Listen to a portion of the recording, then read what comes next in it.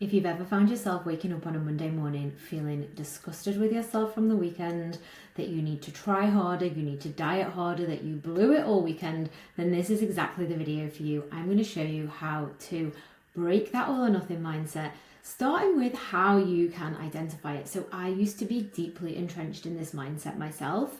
And it was when I realized this huge thing, which I'm going to talk to you about in this video, that everything changed for me. So last weekend, I was at Altrincham Market with a friend, and I'm dabbling in a bit of fasting at the moment. So I was really ready to enjoy the delights of the market that were on offer. I ordered a coffee, I waited for my friend, and I was just reflecting on my experience there. And then it hit me. 5 years ago, this would have been completely different for me.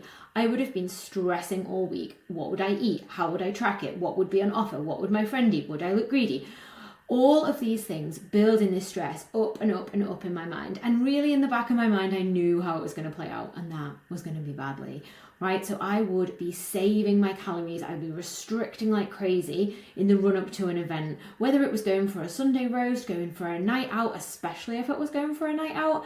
And by the time the day came around, I'd be feeling pretty satisfied with myself that, yeah, I'd done it. I was lighter, but I was on the brink of going all in and not being able to control myself around food, because, I would just say to myself, like, right, you've been good all week. Come on, you've been good all week. Just order the salad, just stick to the plan. And as soon as I would arrive in the restaurant and I would see the food, I would just go crazy and I would order whatever I wanted, which was inevitably the cheeseburger and the fries. And then I would be like, I've ruined it now. Might as well wash it down with a cocktail. Cheesecake, yeah, sure. I would leave the restaurant feeling bloated and horrible, but most of all, totally disappointed in myself.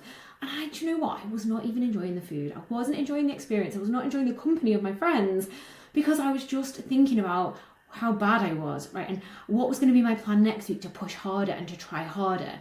And okay, so that was what then, back in 2015. Let me bring you back to the present day, because the version of myself that arrived at the market had eaten properly all week, had been to the gym, had had energized sessions, had not been just trying to burn calories. And I realized that I was no longer putting myself under that immense pressure to restrict and correct my choices in advance. So I realized in that moment, actually, the mindset work that I've done had broken that all or nothing mindset, right? So what was really going on here? I sat there thinking, why has this happened? What is the big deciding point that has enabled me to make this change? Because I need to tell people this. It's permission.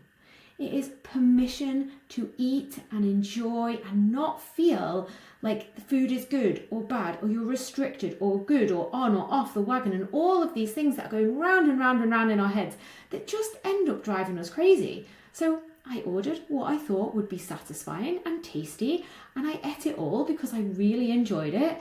And then we wandered around the stalls and I saw loads of cake on offer, and instead of thinking, well, I've eaten way more calories than I would have normally, so I might as well just not eat the cake, I was like, do you know what?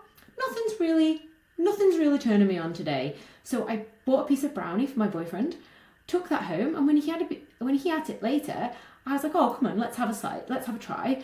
And I tried a bite and I was like, oh, it's actually not very tasty. Like, you crack on, you eat it. Certified chocoholic. I left him to it.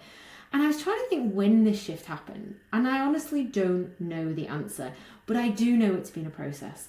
I know that it's taken time, it's taken forgiveness, it's taken compassion. And the one thing I want you to get from this is you cannot hate yourself into change. I spent years hating myself, hating my body, never feeling good enough, never feeling anything enough. And it was when I started to say, actually, I don't want to treat myself like that anymore. I would never treat another human being the way I was treating myself.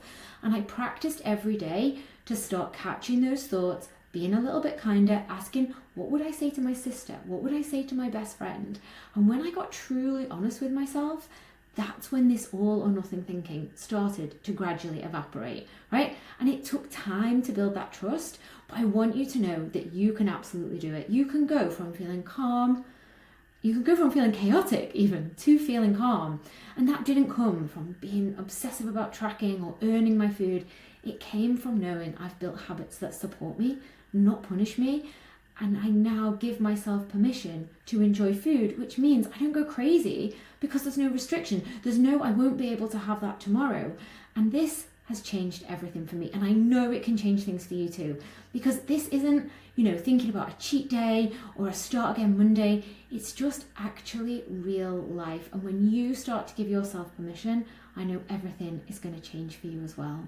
So hit the subscribe button. There's so many more videos coming. I want to share so many nuggets with you, and I really want you to be able to get value from these quick videos that can just spark those ideas for you, that can just make you think, if she can do it, why can't I? Because you absolutely can.